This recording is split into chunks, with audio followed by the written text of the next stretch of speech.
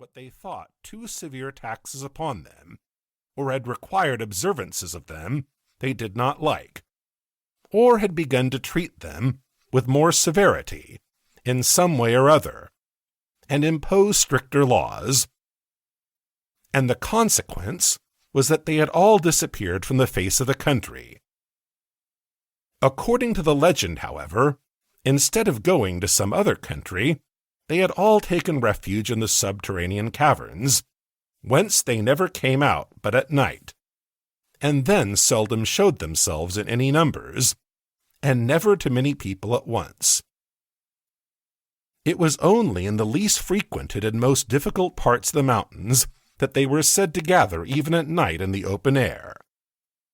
Those who had caught sight of any of them said that they had greatly altered in the course of generations, and no wonder, seeing they lived away from the sun, in cold and wet and dark places.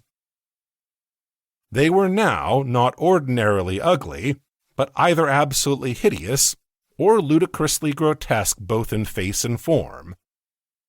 There was no invention, they said, of the most lawless imagination expressed by pen or pencil that could surpass the extravagance of their appearance.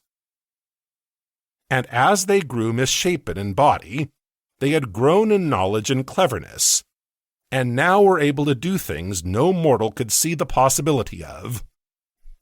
But as they grew in cunning, they grew in mischief, and their great delight was in every way they could think of to annoy the people who lived in the open-air story above them. They had enough of affection left for each other to preserve them from being absolutely cruel for cruelty's sake to those that came in their way.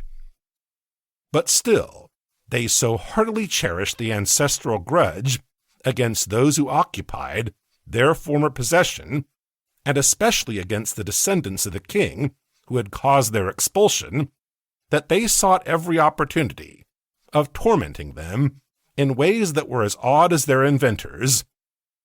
And although dwarfed and misshapen, they had strength equal to their cunning. In the process of time they had got a king, and a government of their own, whose chief business beyond their own simple affairs was to devise trouble for their neighbors. It will now be pretty evident why the little princess had never seen the sky at night. They were much too afraid of the goblins to let her out of the house then, even in company with ever so many attendants. And they had good reason, as we shall see by and by. Chapter 2. The Princess Loses Herself. I have said the Princess Irene was about 8 years old when my story begins, and this is how it begins. One very wet day, when the mountain was covered with mist which was constantly gathering itself together into raindrops, and pouring down on the roofs of the great old house, whence it fell, in a fringe of water from the eaves all round about it, the princess could not, of course, go out. She got very tired, so tired that even her toys could no longer amuse her. You would wonder at that if I had time to describe to you one half of the toys she had. But then you wouldn't have the toys themselves, and that makes all the difference. You can't get tired of a thing before you have it. It was a picture, though, worth seeing. The princess sitting in the nursery, with the sky ceiling over her head, at a great table covered with her toys. If the artist would like to draw this, I should advise him not to meddle with the toys.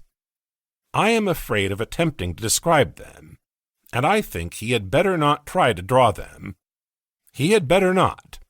He can do 1,000 things I can't, but I don't think he could draw those toys.